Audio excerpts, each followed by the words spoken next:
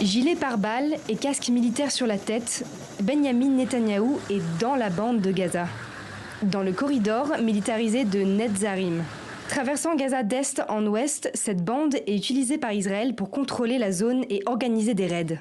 Le Premier ministre israélien propose une prime pour toute personne qui permettra la libération d'un otage.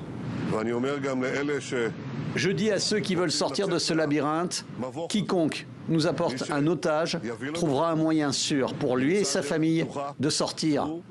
Nous donnerons également une récompense de 5 millions de dollars pour chaque otage. Vous choisissez, le choix est le vôtre. Un appel encore sans réponse. Lors de l'attaque du 7 octobre 2023, le Hamas a enlevé 250 personnes. 97 sont toujours détenus.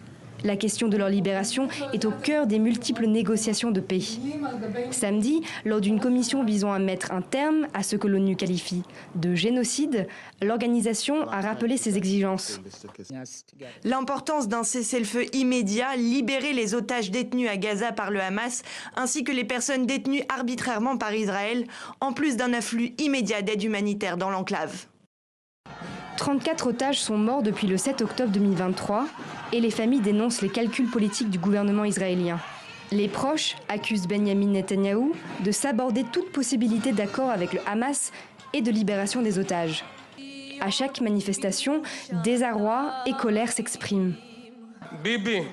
Bibi, prouvez que vous êtes un leader, prouvez que vous en êtes digne. Passez un accord maintenant. Tant que vous ne l'aurez pas fait, on se souviendra de vous comme d'une personne et non d'un dirigeant qui a sacrifié la vie d'otages, la vie de citoyens israéliens et de citoyens étrangers en échange du pouvoir. Mais Benyamin Netanyahou et ses fidèles restent réticents à toute négociation. Les représailles israéliennes se poursuivent, faisant à ce jour 43 900 morts selon le Hamas.